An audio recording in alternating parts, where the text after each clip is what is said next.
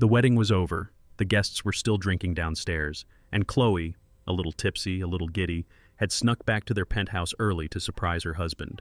She slipped under the bed, she waited, she smiled to herself in the dark, and then the door opened. Wrong shoes, wrong perfume, wrong woman entirely. A stranger was inside her home, with a key she didn't give out, going through her closet, whispering curses under her breath, and dialing a number Chloe recognized the instant she heard it answer. Her mother-in-law's voice, warm, familiar, and completely, terrifyingly cold. What unfolded in that phone call, from under that bed, on the floor of her own bridal suite, was a masterclass in greed, a plan involving a pregnant mistress, a fake marriage, a stolen house, and a family being set up to lose everything they had ever built. But here's the part they never planned for. Chloe heard every single word, and she was done crying before she even stood up. What happens when a woman decides she's no longer a target, but a reckoning? Keep watching. You won't want to stop. This story reminds us of something powerful. The moment you stop reacting in fear and start moving in silence is the moment the game changes entirely. Hit like if this already has your heart pounding. Share it with someone who needs a reminder of their own strength. Drop a comment. I genuinely want to know what you think. And subscribe, because we're just getting started.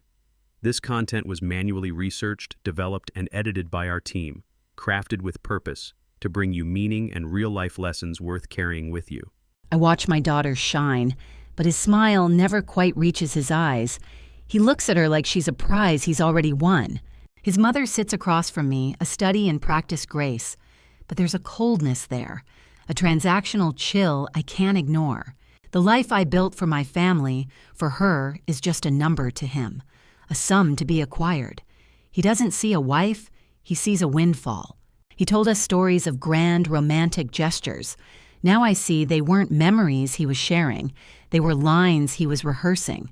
My daughter's trust is her greatest virtue.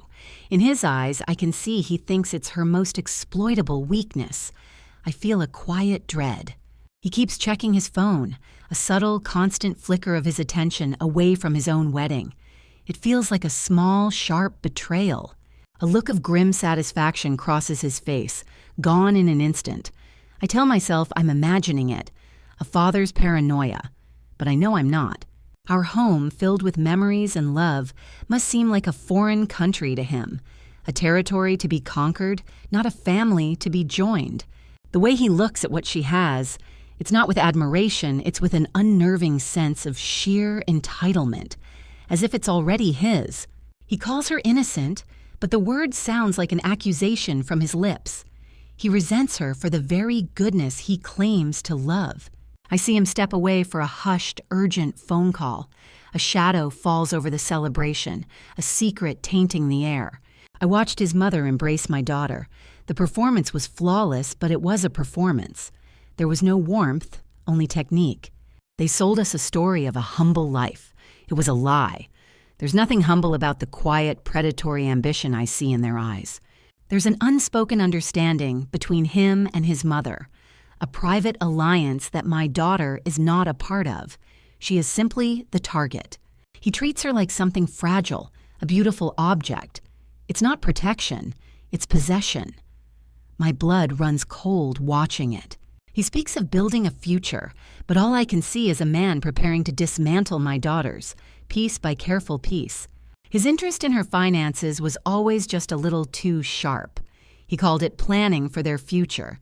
It felt more like surveillance. I raised her to be kind and trusting.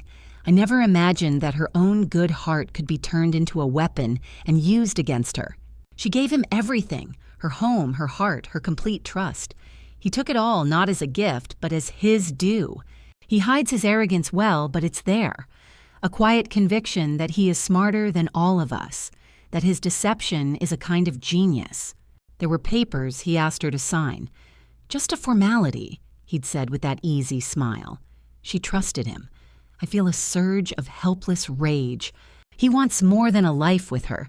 He wants her life. The distinction is everything, and it chills me to my bones.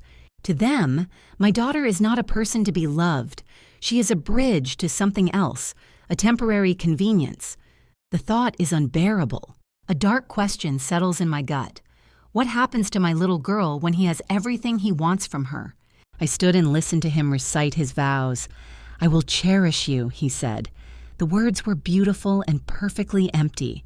As they prepare to leave, I have to fight the urge to stand in the door, to tell her not to go. But she's a married woman now. There's a tension in his grip as he guides her out. It's not the gentle touch of a new husband. It is the firm hand of a handler. I've seen how he soothes her doubts with a quiet word, a practiced touch. It's not love. It's the art of manipulation. There's a whole world inside him she knows nothing about, a history he keeps locked away. That secret is a wall between them. He takes another call, his back to us, and the mask of the happy groom slips. I see a flicker of cold, hard anger on his face. I pray tonight she sees something, anything that makes her question him. A crack in the perfect facade he has built for her. He promised her the world. I am beginning to understand that he has no intention of giving her anything but ruin. Watching him lead her away feels like a surrender, like I'm letting my own child walk into a carefully constructed trap. He looks at the life she has with a simmering resentment, a deep and corrosive envy that he mistakes for ambition. Later, I hear he drank too much, passed out. It's too convenient. It sounds less like a celebration and more like an alibi. I stood there and gave a speech about this man who would protect her, and I feel, with sickening certainty, that he is the one danger I missed. I look for a sign of conscience in him, a flicker of guilt, but there is nothing. Just a cold, polished emptiness. The passed-out groom. Harmless. It's the perfect disguise for a predator. No one would ever suspect the man who couldn't stand up. They say she's a lucky girl. They have no idea. We have just welcomed a wolf into the heart of our family, and he is wearing the skin of a lamb. I find myself driving past their house that night. I just sit in the car, staring at the lights, gut sick with the feeling that I've failed her. She loves him. That is the simple, terrible truth. And a father's love is no defense against the man his daughter chooses. They laughed as they helped him to their bedroom, a drunk groom on his wedding night. I didn't laugh. It felt like watching a cage door swing shut. He was delivered to her room like a prize, a Trojan horse, brought inside the gates of my daughter's life to tear it down from within. I know my daughter. She would have cared for him with such tenderness. Her kindness is the ground he will use to steady himself as he destroys her. The lights in their bedroom go out. I sit alone in the dark, and all I can feel is the weight of my own powerlessness, a father's silent fury. I saw it in her eyes the day he visited. A shadow. A man should never leave his wife looking like that. He shook my hand once and swore he'd protect her. I have to believe there are consequences for breaking that kind of promise. She is my daughter, my only child, and he was dismantling her piece by piece in the home she loved. My morning call went to voicemail. It never does. That's when the cold feeling started in the pit of my stomach. I could picture her there, sensing something was wrong, the way an animal senses a storm. A father's worst nightmare is the one his child lives through alone. His vows were not just to her, they were to our family. A promise made before God and everyone we loved. It had to mean something. We didn't insist on a prenup. We trusted him. Our family's love for her became the weapon they turned against her. Later, she told me his cousin was staying with them. The lie was so careless, it was an insult. I could hear the exhaustion in her voice, the practiced cheerfulness she put on for me. It broke my heart. She said his mother was there too. I remembered that woman's handshake, cold, dry, and brief. A perfect accomplice. He always knew what to say. He charmed my wife, my friends. I hate that I let myself believe him. She was still talking about their future, about children. My daughter, building a dream in a house that was already rotting from the inside. They walked into her sanctuary, the home she was so proud of. It was a desecration. His mother playing the part of a loving family member, a predator hiding in plain sight. I can see it so clearly now. And then she told me about the cousin, my daughter, with her good and open heart, welcoming the architect of her own ruin. She mentioned a wrap I'd bought her for Christmas. On this other woman, a quiet, vicious little humiliation. And he stood there, watched it happen. The man who was supposed to be her shield just stood and watched. A cousin. The disrespect of that lie is breathtaking. They were mocking her right to her face. Of course, his mother was there to smooth it over, weaving the lies together, a nest of vipers. Like a sister to him, my daughter repeated to me. That word, sister, from them was a profanity. They preyed on her decency. They saw her compassion not as a strength, but as a flaw to be exploited. She played the part of someone in need, and my daughter, who I raised to help people, walked right into their trap. She was just so lost, my girl said. She offered comfort to the woman who was there to take everything from her. I have never felt so powerless. They must have been laughing at her. The thought of them enjoying her kindness fills me with a cold, quiet rage. This was a planned attack, a coordinated assault on my daughter's life by the people she trusted most. But then she saw the rap, her rap. A small thing, but it was the first crack in the dam. She said the air in the room changed. Her instincts were screaming. I wish to God she had listened. They actually pressured her to give it away, her own property, a test of dominance in her own home. She gave it up to keep the peace. My daughter, the peacemaker, giving away pieces of herself to appease the wolves at her door. Then, the handbag, the Chanel. I bought that for her 30th birthday. Her voice broke when she told me. She knew. They took it. He watched them take it. It was never about a purse. It was about stripping her of her dignity, item by item. It's okay, Dad, we're family, she said he told her. He used that word like a shield for his betrayals. I can't stand to think of her in that house with them, surrounded by their lies, feeling the ground crumble under her feet. She still went to work that day, to provide for them, while they stayed in her home and plotted against her. He must have kissed her goodbye. The absolute contempt a man must have to live a lie that complete. I know the moment that elevator door closed, the charade ended. Her home was no longer hers. They were laying claim to her life, spending her money, building their future on the wreckage of hers. He allowed another woman to play house in the home my daughter built. There is no forgiveness for that. I saw the $5,000 transfer. He gave me some smooth explanation. I knew he was lying. I knew it was just the beginning. He was stealing from his wife, from my daughter. He wasn't just taking her money, he was taking her future. Her trust was a gift we taught her to give, and he treated that precious gift like it was his personal bank account. To use an unborn child as a justification for this kind of cruelty, this kind of greed, it's monstrous. All I wanted was to drive over there and pull her out, but a father has to let his children find their own strength. My daughter was just an obstacle to them, a problem to be managed on their way to her money. My whole world just a problem. All I could do was wait for the phone to ring and be ready to catch her when she finally fell. That is a father's job. It always came back to the house we gave her. He saw it as a prize, a final step. I just wanted it to be her sanctuary, a safe place for my grandchild. But his promises were built on something rotten. A father doesn't sleep well when his daughter's heart is on the line. I'd see her face, so full of hope, and then I'd think of him in her home. It was a violation I couldn't stop. He probably told himself she was naive, that her trust was a weakness. It's how men like that think. But I raised my daughter. Her heart is open, but her spirit is anything but fragile. I'd find myself awake at night, a cold dread in my gut. You try to protect them from everything, but you never imagine the enemy is the one they let inside the walls. Their whispered plans must have felt like a fortress. They never imagined she could have a world of her own, a strength they couldn't see. To them, she was just an obstacle. He had to believe she was simple to justify what he was doing. It was easier than admitting he was the fraud. We all saw the man he pretended to be. I just prayed she would see it too.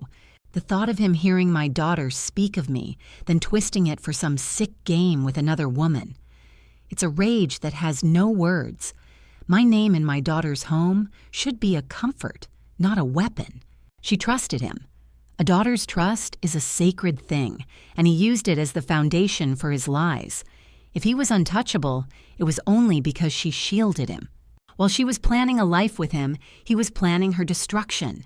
He thought he was laying a trap, never knowing my daughter was stronger than any cage he could build.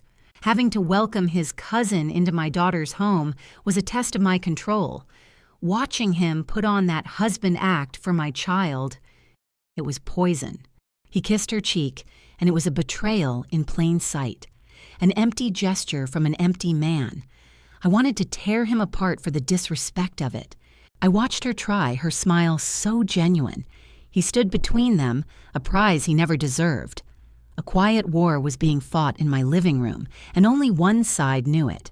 When she called them family, the word stuck in my throat. I saw my grandchild's future balanced on a knife's edge. Her pain would be their foundation. The moment she left the room, the masks came off. The air changed. I could feel their real purpose settling in the room, a foul energy around the man my daughter loved. When we heard her door close, I saw the look between him and his mother. A switch flipped. The performance was over. Something cold and clinical was about to begin. "She has no idea," his mother smirked. He called her a fool. To hear my child spoken of that way by the man who shared her bed ignited a fire in me. He called her manageable, and that other one believed him.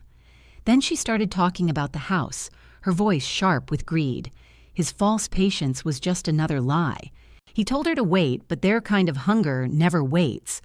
I had to sit there and listen to him plan how he'd play the part of a loving husband at my own dinner table. He laid out his plan to act broken to win her pity. The cruelty was breathtaking. He saw tearing her down as some noble act for this other woman. His mother called him brilliant. They spoke of leaving my daughter with nothing like it was a business deal. They were vultures dividing a life that wasn't theirs. I can picture him making a gesture, a threat disguised as a joke. But it wasn't a joke. It was a promise to erase my daughter so his new life could start. She saw his ruthlessness as genius. They plotted her ruin while talking about nurseries. They were celebrating a victory in a war she didn't know she was fighting. The plan was simple. Play the victim, get the house. He was going to put on a show for me, for her mother. He was doing it for that woman on my daughter's back. He was certain he could control her. He would break himself down just to break her resolve. She would offer him comfort, and he would steal everything from her in return. He saw her home as a prize, her money as a tool. To me, those were the things we gave our daughter to build a life. To him, they were just words in a prayer for his own greed. Let her think he belonged to her. The thought is a sickness. She was watching a stranger sleep in her bed, and he was counting every breath as a step closer to her ruin. The idea of her waking him, her voice, her touch. It's an intimacy he soils with his betrayal.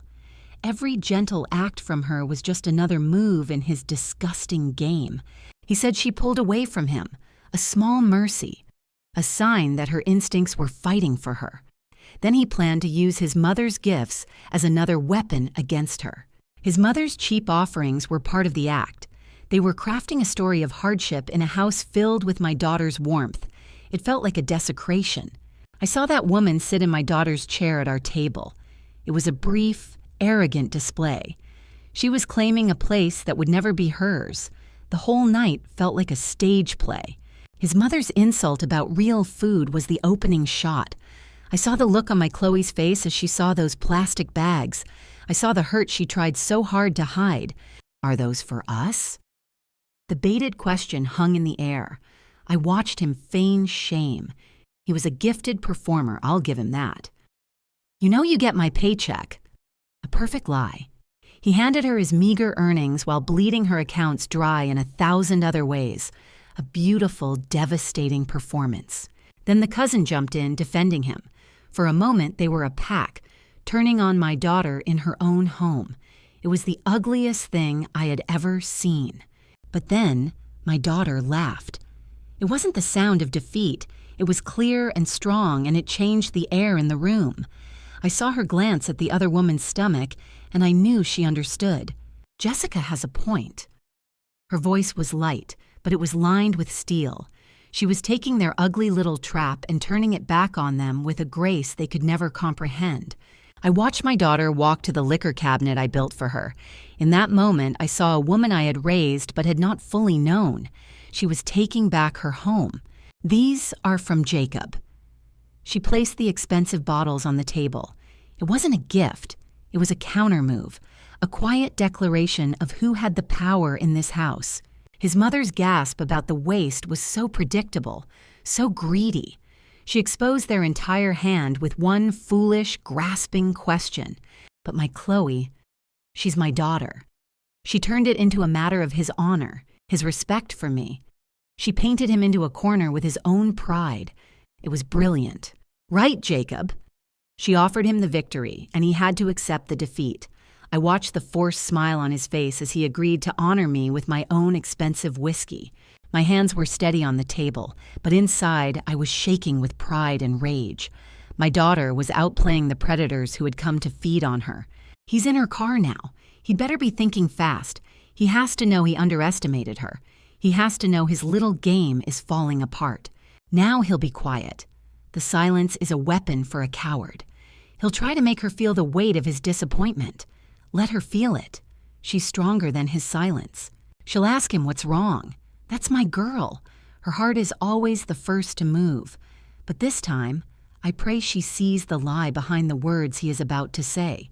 He told my daughter he was in pain. The argument, he claimed, started in the car. He confessed he wasn't good enough for her. He used the whispers of him being a gold digger. His life with her, he said, was a living hell. She only offered comfort, a daughter's simple love. My girl believed their love was what mattered. He twisted her words, making it about his pride. He used my own roof as a weapon against her. So she brought the broken man to her father. He came to my home feigning total defeat. I watched him walk toward my front door alone. He forced a smile and called me sir.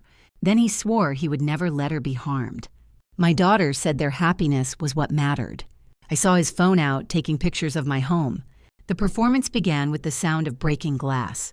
My wife saw tears. I saw a calculated deception. He fell to his knees on my living room floor.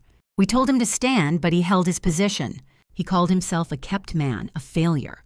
He was aiming for my pride, not my sympathy. He claimed it was about protecting my daughter's honor. Then came the brilliant, empty gesture. An IOU. He said this house should be his home, too. He was certain he had won. I was not. An IOU in a family is just worthless paper. My wife wept and we agreed to his terms. The price was $10 million, our home. But then my daughter, Chloe, stood up to speak. She agreed too quickly. I knew it was a trap. An IOU is just paper, she said, using his words. She warned him the talk would only get worse. I stood back and watched my daughter take control. Buy your half, she told him, with cash. Then she offered a different door, an investment. A return of 300%, a clear lie. She offered him her own slot, a supposed sacrifice. She pleaded with me to help the man she'd trapped. I played my part. I told the man no. He was blinded by greed. He never saw the cage. He begged me to accept, and just like that, he was lost. I saw the transfer notification, $5,000. His voice on the phone was thick with raw hunger. He said he would borrow. My daughter offered a loan. She put his name on her house, an act of faith from a girl with a good heart. He made promises I knew he couldn't keep. I saw him scrambling, a man in over his head. Then she mentioned a document. A formality, she said. My gut told me otherwise. He called it a post-nup to separate his debt. My daughter believed him, of course. An infidelity clause. He agreed to it without blinking. The gall of that man. She thought the paper was a shield for them both. She never saw the knife in his hand. He told her later that he hesitated. It wasn't conscience that stopped him. It was calculation. He looked her in the eye and lied. A man living two lives under my daughter's roof. He signed it without even reading. He called it trust. I call it the mark of a con man. That night, he was full of swagger, talking about the future like he'd already conquered it. My daughter went to sleep content. He went to another room to plot her ruin with his mother. His own mother sat there and helped him strategize how to take everything from my girl. He laughed at her generosity. He was leveraging her home to fund his escape. The greed was a family trait, it seems. To them, my daughter was never a wife, just a bank. He was bleeding everyone dry, building his fantasy on the backs of people who trusted him. His whole family was in on it, a quiet conspiracy running right under our noses. When family money wasn't enough, he turned to darker streams, to men who break things. They dreamed of a mansion, paid for by the destruction of my daughter's heart. And there was another child, a secret son, a depth of betrayal I still can't fathom. Each lie he told, each risk he took, pulled him further into the darkness. She was just a problem to be solved, an account to be emptied. It makes me sick. He'd play the husband, then send texts from her own house mocking her trust. He played father to one child while living with another, a counterfeit man. He was planning two futures at once. One was built on the ashes of the other. It all started with $50,000, the down payment on her devastation. He called her his ATM. That's all she was to him, a machine for his use. There were whispers in his ear, I'm sure of it, keeping him focused on his prize. He spoke of making her disappear, the empty rage of a cornered, guilty man. They gave her names, idiot, a TM, anything to make the crime feel smaller. He used her money to court the woman who was helping him destroy her life. The man my daughter loved was a ghost, a careful performance meant to deceive. She knew something was wrong, I saw it in her eyes. He just told her she was tired. He met with criminals. He invited that violence into my daughter's world. He set his whole life on fire and thought a paradise would rise from the ashes. He was using her money to take everything from her. The cruelty of it is breathtaking. He just kept signing papers, giving away her security without a single thought. The people he borrowed from don't forgive debts. He put my family in their sights.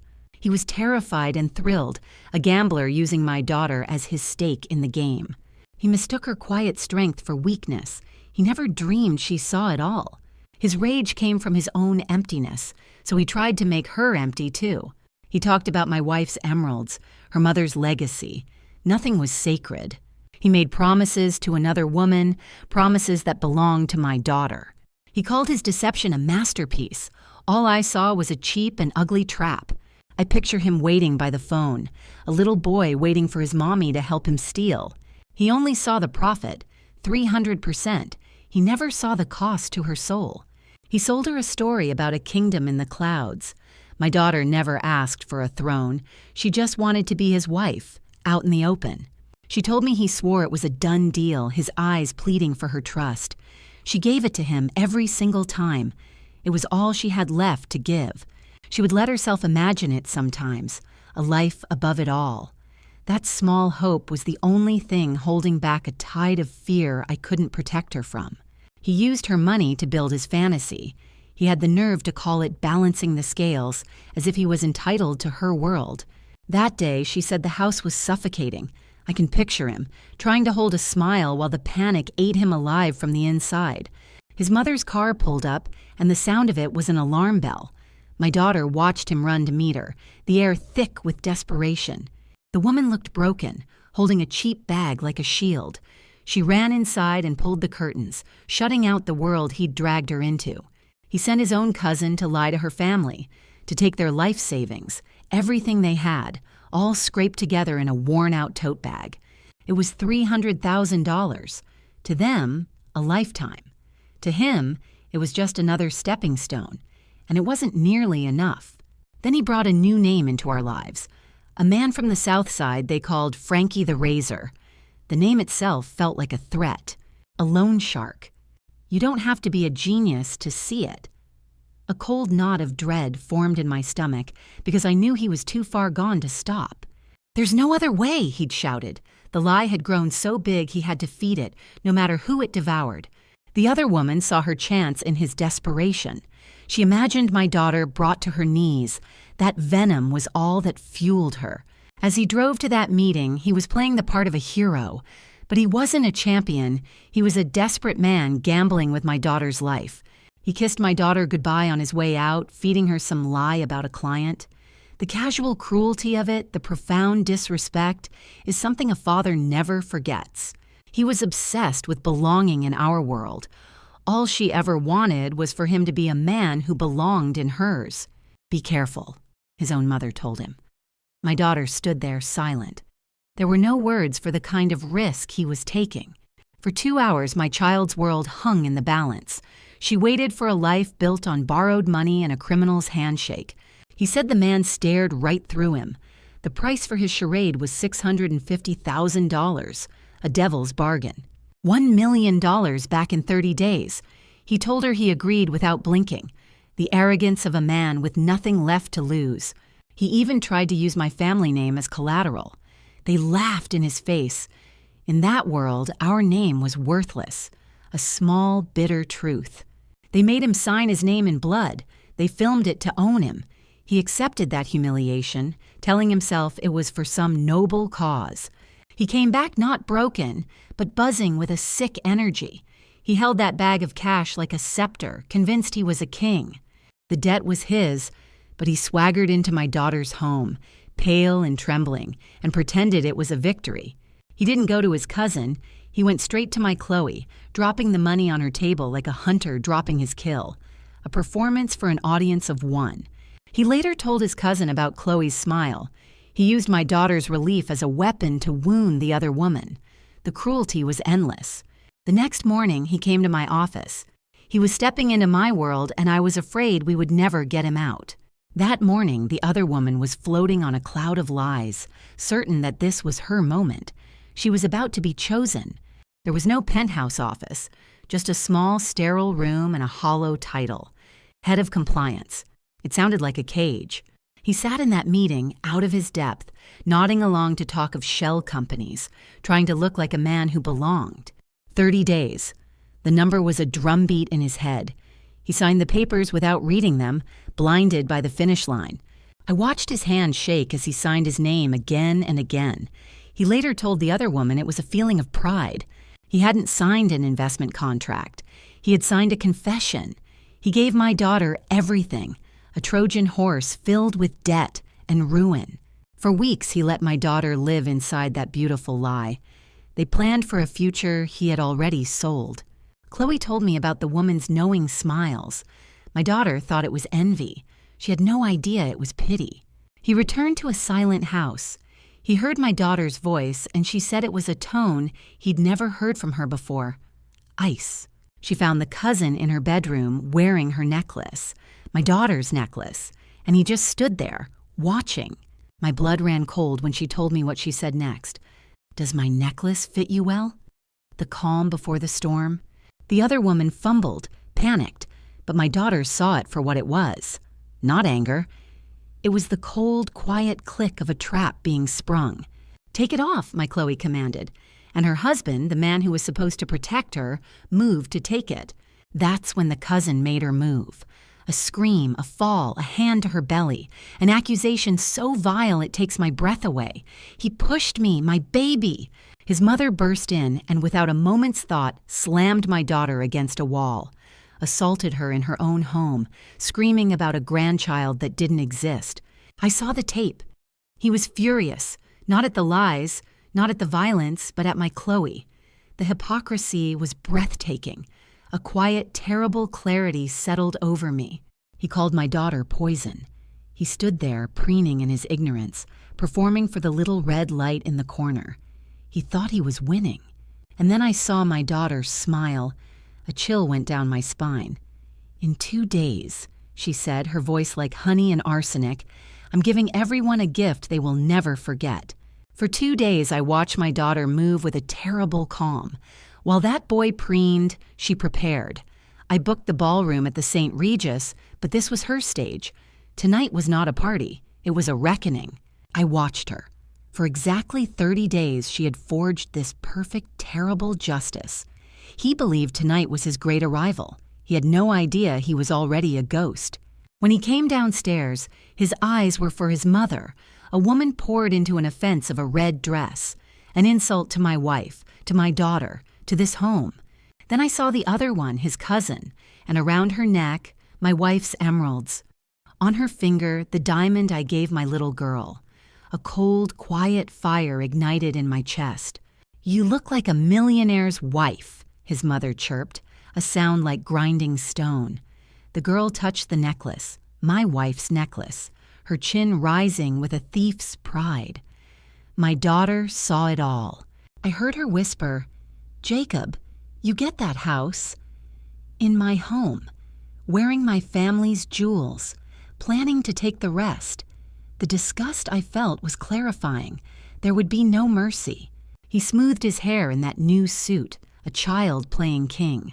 In front of everyone, he declared, "They won't dare."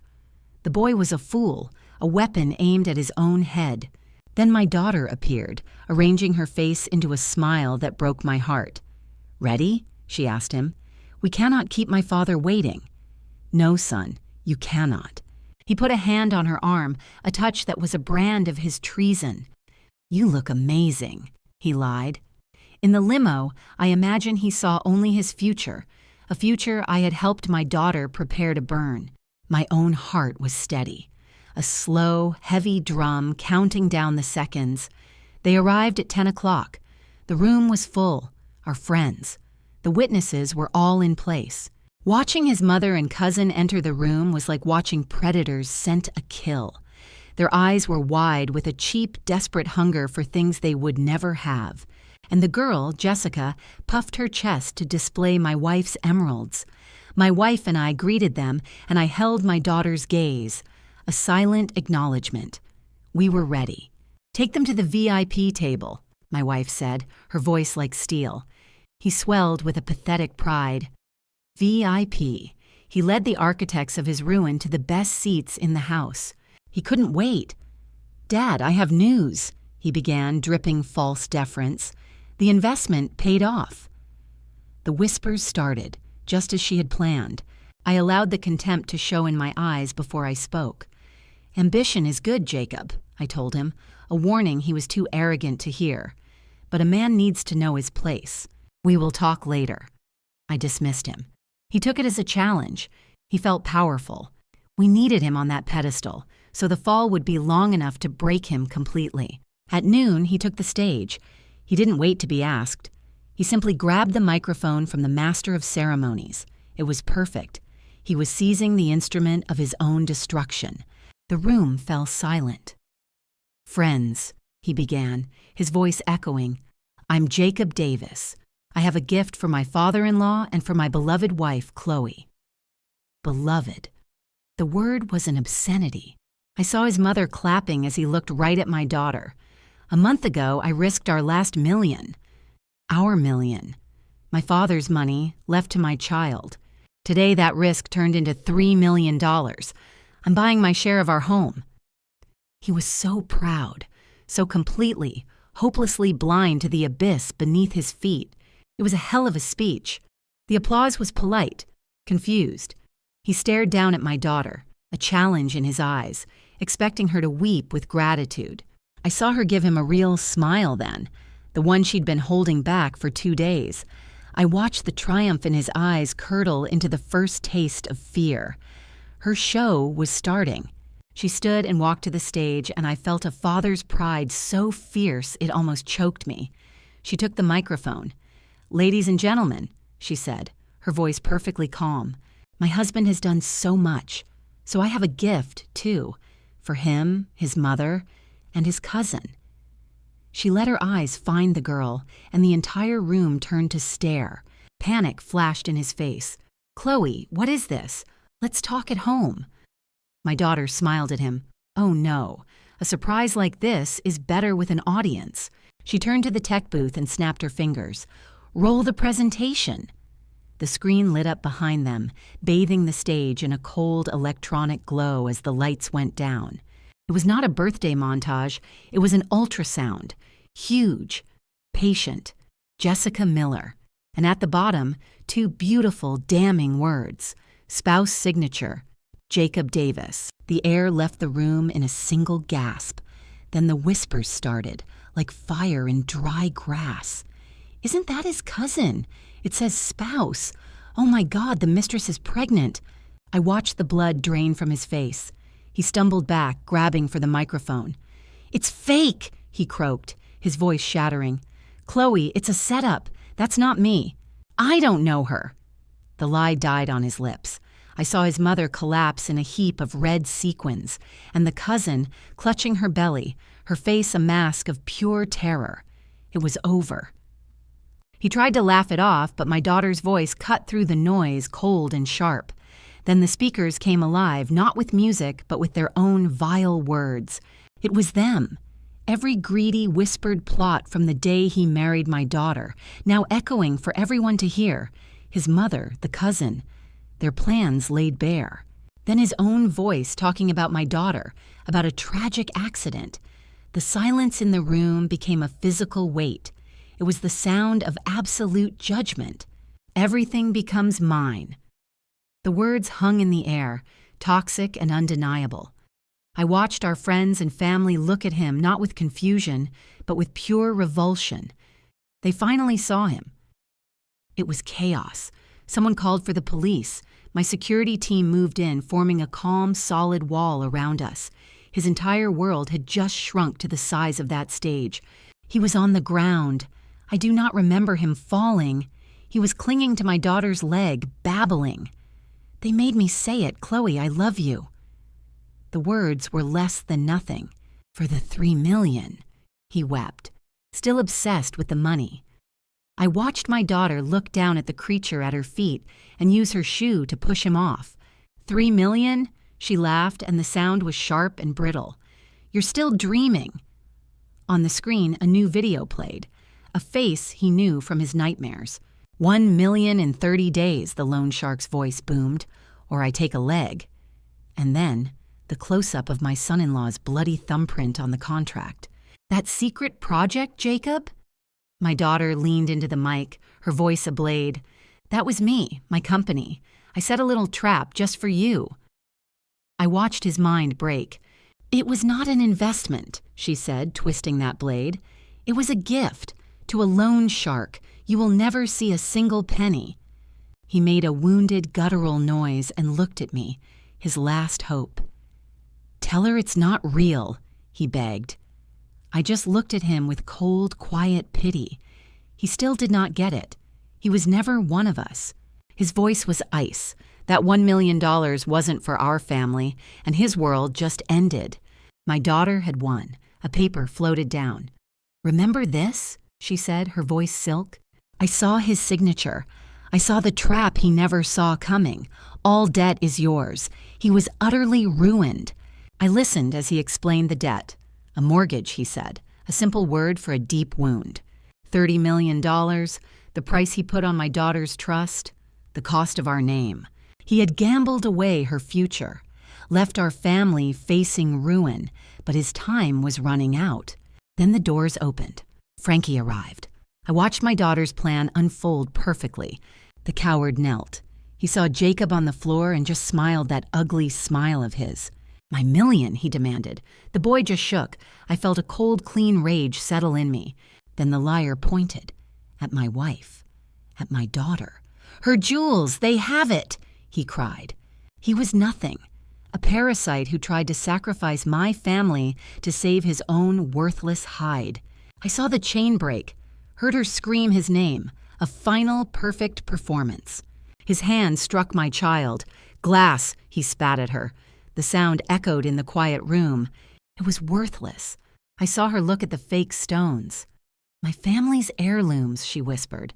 "You married a con man who owes the mob $1 million. The truth finally had its voice. Then his accomplice lunged. A scream about her 50,000. It was a pathetic sight. He hit her. They fought on the floor like animals. "It's your fault," she shrieked. Her mother joined the fray, clawing for her 300,000. A family of hyenas. Through the noise and filth, a new sound emerged. The sirens. It was time. "Police." The word was a hammer blow. Jacob, Martha, Jessica, her name, a bitter irony. I saw her give the detective a slight nod, then the click of steel. It was done. "Jacob Davis, you are under arrest." He looked at my daughter, his eyes pleading. I was wrong. "Please," he begged her. She showed him pity, not hatred. That was my daughter's strength. Silence. I put my arm around my girl. I heard applause. For her, the new vice president. 15 years. The judge's voice was a distant sound. His life was forfeit. He'll leave prison a ghost. I heard his mother lost her mind, a family shattered by his greed. His accomplice walked. But justice finds its own way. She has his child and a life of fear. She's hiding now, a prisoner without walls. The divorce is final. My daughter is free. He sees no future. Only the slow decay of a life he threw away for nothing. In that small room, his life is over. For my daughter, a new one has just begun.